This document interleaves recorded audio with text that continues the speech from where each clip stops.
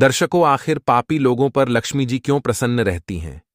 आपने अक्सर देखा होगा कि जो लोग पाप का सहारा लेकर जीवन यापन करते हैं, झूठ बोलकर, धोखा देकर, सीधे सज्जन लोगों को मूर्ख बनाकर धन कमाते हैं, वे लोग अधिक धनवान और खुशहाल जीवन जीते हुए मालूम पड़ते हैं। जो लोग लूट करके, बेईमानी करके और असली चीजों की जगह नकली सामान बेचकर धन कमाते हैं, वे ईमानदार लोगों की अपेक्षा अधिक सुखी मालूम पड़ते हैं। ऐसा क्यों? जो लोग धन कमाने के लिए छल और हिंसा का सहारा लेते हैं, वे क्यों अधिक फलते फूलते रहते हैं? प्रिय दर्शकों, यही प्रश्न एक बार माता पार्वती ने भगवान शिव से किया था। प्रिय दर्शकों, एक समय की बात है।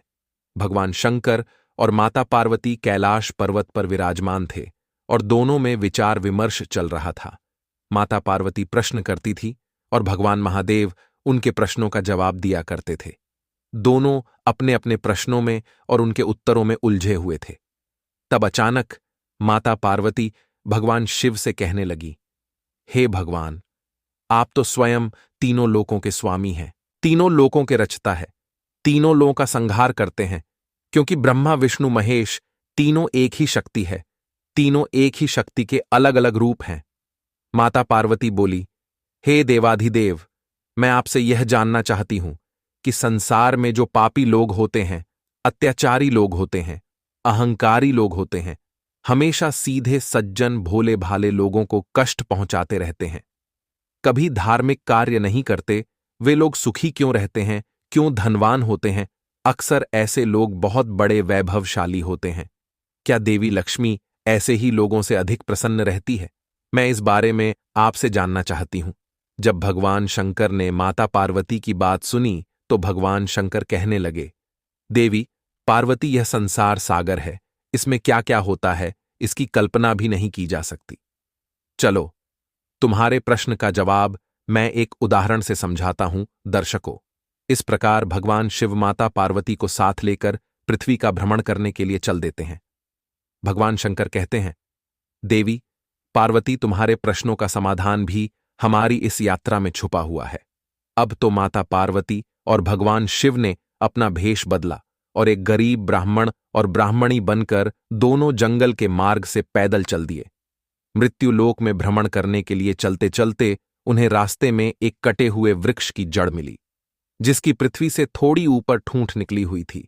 और आप तो जानते ही हैं, जब कोई वृक्ष जड़ के पास से टूट जाता है तो उसकी थोड़ी सी ठूंठ बाहर रह जाती है। दर्शकों, जब भगवान शंकर और माता पार्वती को चलते चलते थोड़ा अंधेरा हो गया था, और उसे आप भगवान शिव की माया भी कह सकते हैं, भगवान शिव माता पार्वती के साथ चलते चले जा रहे थे। अंधेरा होने के कारण भगवान शंकर को वह ठूंठ दिखाई नहीं दी और उनका पैर उस ठूंठ से टकरा गया। जैसे ही उनका पैर उस ठूंठ से टकराया तो भगवान भोलेनाथ आगे की तरफ गिर पड़े और उनके पैर से रक्त की धार बहने लगी। तब माता पार्वती ने जल्दी से अपनी साड़ी से पल्लू फाड़ और उसमें से एक टुकड़ा भगवान शंकर के पैर पर बांधना आरंभ कर दिया। जब कपड़े की पट्टी माता पार्वती ने बांधी और भगवान महादेव खड़े हुए, तब भगवान शंकर उस ठूंठ को देखकर कहने लगी, हे टूटे हुए वृक्ष के ठूंठ, तुम बहुत विशाल हो जाओ, तुम्हारी ऊंचाई इस जंगल के सभी वृक्षों से ऊंची हो जाए, तुम्हारी शोभा सभी वृक्षों से अद्भुत हो जाए, वृक्षों में तुम सबसे बड़े वृक्ष कहलाओगे। उल्टा उसे आशीर्वाद दे दिया। भगवान शिव के इस व्यवहार से माता पार्वती बड़ी आश्चर्य हुई। माता पार्वती से जब रुका नहीं गया तो माता पार्वती भगवान महादेव से कहने लगे, हे स्वामी, आपकी लीला भी बड़ी विचित्र है। जिस ठूंठ से आपको कष्ट पहुंचा, जिसने आपको चोट पहुंचाई, आपके पैर से देखो कितना रक्त बह रहा है। जिस वृक्ष की जड़ से आप ठोकर खाकर गिर पड़े, आपने उसी वृक्ष को इतना विशाल होने का वरदान दे दिया। भगवान, आपकी माया मुझे समझ में नहीं आई, इसका क्या कारण है? भगवान शिव ने माता पार्वती को अत्यंत विचलित देखकर कहा, हे पार्वती, समय आने पर तुम्हें इसका भी जवाब स्वयं ही मिल जाएगा। अब आप कैलाश पर्वत पर चलिए। दर्शकों, इस प्रकार माता पार्वती और भगवान शिव पृथ्वी का भ्रमण करने के बाद कैलाश पर्वत पर लौट आते हैं और फिर से अपनी चर्चाओं में व्यस्त हो जाते हैं। परंतु माता पार्वती के मन में बार बार उस प्रश्न का जवाब न मिलने के कारण व्याकुलता बनी हुई थी कि भगवान ने ऐसा क्यों किया। उनके मन में बार बार वही बात आ रही थी।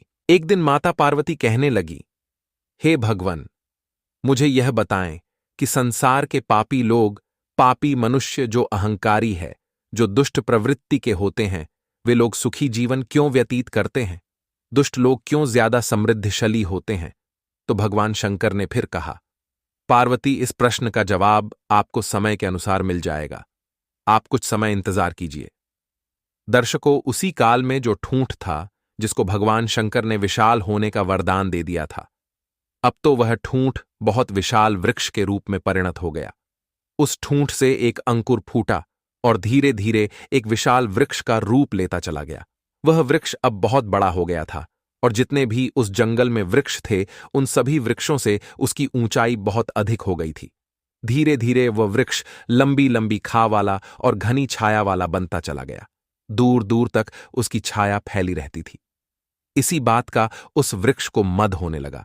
वह अपने से छोटे सभी वृक्षों को देखकर हंसता था और उनकी खिल्ली उड़ाता था। घमंड से हर समय सर उठाए रहता था। वह ना तो किसी वृक्ष से मिलता था और ही किसी को अपने आगे कुछ समझता था। परंतु मैं आपको एक बात बताना चाहूंगी कि जो व्यक्ति जैसा होता है, वह अपने स्वभाव को कभी नहीं छोड़ता। दुष्ट व्यक्ति कभी भी अपनी दुष्टता को नहीं छोड़ता। कई बार कुछ लोग धन और पद प्रतिष्ठा पाकर गर्व से भर जाते हैं, लेकिन फिर भी उतने ही जल्दी नष्ट भी हो जाते हैं। अचानक से अगर किसी को शक्ति और धन मिल जाए तो स्वाभाविक है कि वह अपने आपे से बाहर जरूर हो जाएगा। कुछ बड़े लोग होते हैं जिन्हें धन और पद से अभिमान नहीं होता। दर्शकों, उस वृक्ष के विशाल होने के बाद अनेक प्रकार के पक्षी उसकी लंबी शाखाओं पर बसेरा करना चाहते थे, लेकिन वह वृक्ष इतना घमंडी हो गया था कि जो पक्षी उसकी शाखाओं पर बसेरा करने के लिए आते थे, उन्हें वह अपनी शाखाओं से डराकर भगाने की कोशिश करता था। वह कहता था कि यह पक्षी मेरी सारी सुंदरता नष्ट कर देंगे, मेरे ऊपर घोंसला बनाएंगे, दिन रात मेरे ऊपर बीट करेंगे। दर्शकों, उसके मना करने के बाद भी पक्षियों उसके ऊपर अपना घोंसला बनाकर रहने लगती थी, तो वह अपनी उसी शाखा को नीचे गिरा देता था, अपने पत्तों को पतझड़ कर देता था। कई बार उसने पक्षियों के अंडे और बच्चों को नीचे गिरा दिया। इस वास्तविकता में पक्षी बहुत दुखी हुए। वे मन ही मन उस वृक्ष को कोसते थे। उस दुष्ट वृक्ष की करतूत भगवान शंकर भी देख रहे थे। धीरे धीरे जब बसंत ऋतु का आगमन हुआ, वृक्ष पूरी तरह से पजर होकर फिर से नई डालियां और पत्ते धारण करने लगा। आप जानते हैं, वसंत ऋतु में वृक्ष कितना सुंदर हो जाता है। अपने आप को देख देख कर उसका गर्व 7वें आसमान पर पहुंच गया, क्योंकि पूरे वन में उस वृक्ष से सुंदर कोई वृक्ष नहीं लग रहा, क्योंकि भगवान शंकर ने उसे वरदान दिया था। एक दिन की बात है, बहुत तेजी से आंधी आती है, एक भयंकर तूफान आता है। तूफान का वेग इतना प्रबल होता है कि जंगल के सारे वृक्ष भयभीत होने लगते हैं, लेकिन वह वृक्ष अपने घमंड में चूर खड़ा होता है और मुस्कुराता है। उससे छोटे जितने भी वृक्ष होते हैं, वे बेचारे मिलजुल कर इकट्ठे रहते हैं और वह उस जंगल में अकेला खड़ा होता है। उसे अपने विशाल होने पर बड़ा घमंड था। उसका बड़ा आकार ही उसके लिए मुसीबत बन गया था। उस तेज तूफान से वह स्वयं को बचाने में अमर्थ था। उस तेज आंधी ने उस वृक्ष को जड़ सहित पृथ्वी से उखाड़कर फेंक दिया और कम से कम 100 क्विंटल मिट्टी उसकी जड़ों से लिपटकर ऊपर आ गई। उसका बड़ा होना ही उसके विनाश का कारण बन गया। वृक्ष जमीन से उखड़कर जमीन पर ही औंधे मुंह गिर पड़ा। उसी मार्ग से भगवान शंकर और माता पार्वती फिर से संसार भ्रमण करने के लिए चल देते हैं। माता पार्वती को तो भगवान शंकर से अपने प्रश्न का अर्थ जानना था, इसलिए माता पार्वती ने भगवान शंकर से कहा, भगवान, मेरी समझ में नहीं आता कि आप मेरे प्रश्न का जवाब कब देंगे। तो भगवान शंकर ने कहना शुरू किया। शिवजी कहते हैं, हे पार्वती, चलो आज हम पृथ्वी लोक का भ्रमण करने के लिए चलते हैं।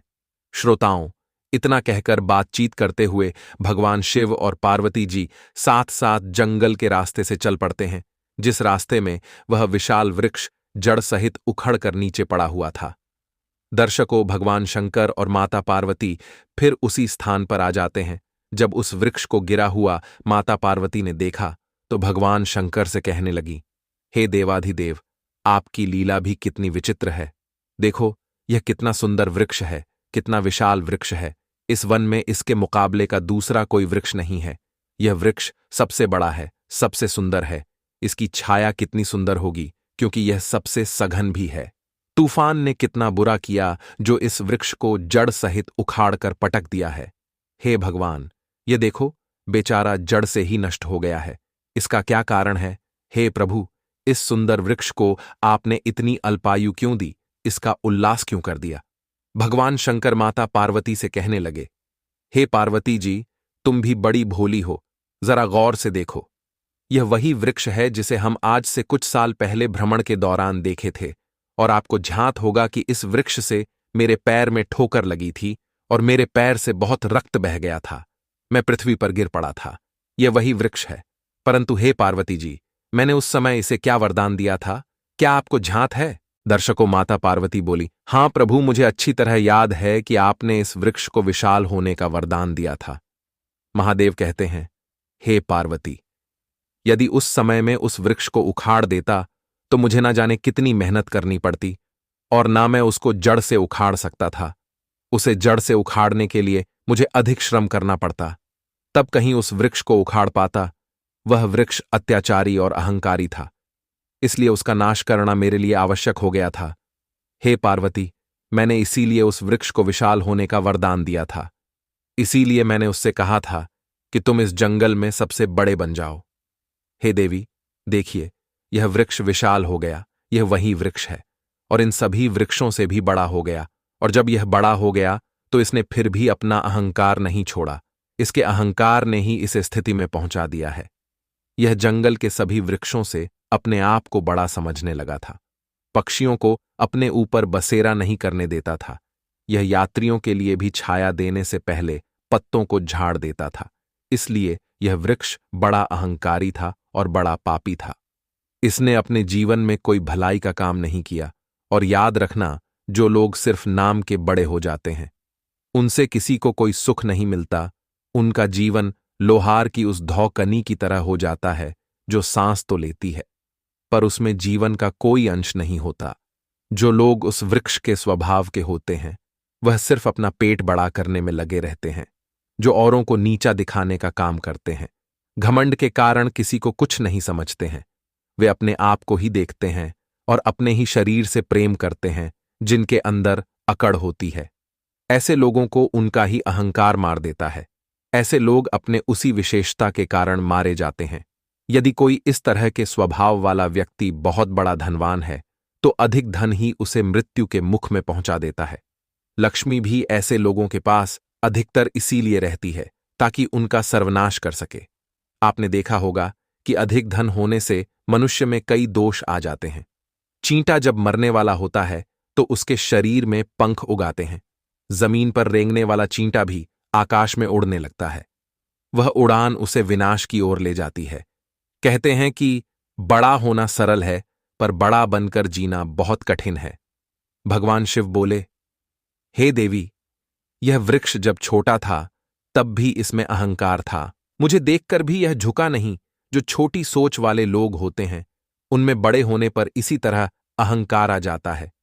वे अपने से बड़े लोगों का सम्मान करना भूल जाते हैं। उनके अंदर नम्रता का भाव नहीं रहता। और याद रखना, जो झुकता नहीं वह किसी को झुका नहीं सकता। अहंकार के साथ जो जीता है वह थोड़े समय तक ही जी पाता है। इसे मैं एक और उदाहरण से समझाता हूं।